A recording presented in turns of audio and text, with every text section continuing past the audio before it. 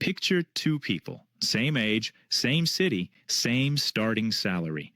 One of them is 45 years old today, sitting on $300,000 in savings, zero debt, living exactly the life they designed. The other one, stressed, paycheck to paycheck, wondering where all the money went. Same income, completely different outcomes. And here's the part that should keep you up at night. The difference wasn't luck. It wasn't a secret investment. It wasn't crypto or inheritance or some insider tip.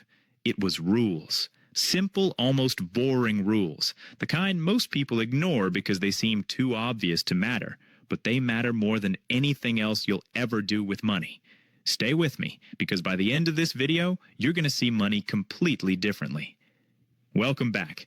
If you're new here, this channel is about building real, lasting wealth. Not the flashy kind you see on social media, but the quiet kind that gives you freedom, security, and peace of mind. Today we're talking about minimalist money rules. And I want to be clear, minimalism here doesn't mean living on rice and ramen. It means removing the noise so the signal becomes obvious. Most financial advice is overcomplicated on purpose. Today we strip it all down. Let's go. Rule 1. Spend less than you earn. No exceptions. I know, you've heard this before, but hear me out. There's well-documented research on sudden wealth. Lottery winners, pro athletes, inheritance recipients. Across all of them, studies consistently find that a significant portion experience financial collapse within just a few years. Not because the money ran out, but because the behavior never changed. That pattern repeats itself over and over. A windfall hits, the lifestyle inflates, and within a few years, the money's gone, sometimes worse than before it arrived. Why? Because their spending expanded to match and then exceed their new reality. This isn't a willpower problem, it's a design problem. The moment you let your lifestyle creep upward every time you get a raise, a bonus, or a windfall, you've already lost. It doesn't matter how much you make. The gap between what you earn and what you spend is the only number that actually builds wealth. This is Rule 1, not because it's the most exciting, but because nothing else works without it. If you violate this rule, every other rule collapses underneath it. It's the foundation. And the people who get this right, they protect that gap like it's a paycheck in itself, because it is. Rule 2. Never let a dollar sit idle. Here's something most people never think about. Every dollar you have is either working for you or slowly dying.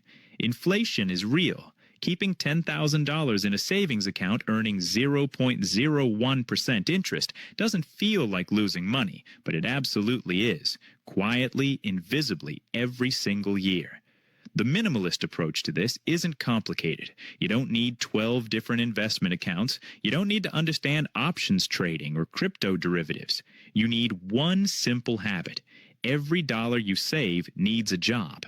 Emergency fund? That goes into a high-yield savings account, earning 4 to 5% while it waits. Long-term savings? Index funds. Period. Low-cost, diversified, and historically one of the strongest performing strategies on the planet over any 20-year window. Warren Buffett, arguably the greatest investor alive, has said publicly that for most people, a simple S&P 500 index fund will outperform almost anything else they try. That's not a beginner tip. That's a billionaire telling you the truth the financial industry doesn't want you to hear. Put your dollars to work. Let compounding do the heavy lifting while you sleep. Rule 3. Build a financial moat before you do anything else. Let me tell you something real for a second. The number one reason smart, hard-working people fall into financial chaos isn't overspending on luxury. It's an unexpected emergency with no buffer.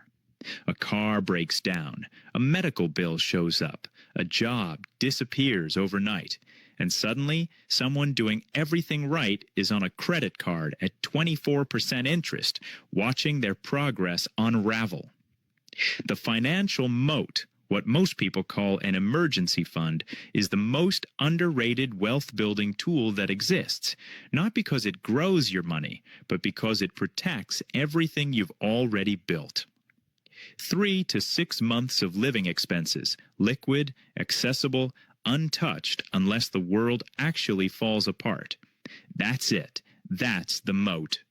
When you have it, you negotiate from strength. You don't panic sell during a market dip. You don't take a bad job out of desperation.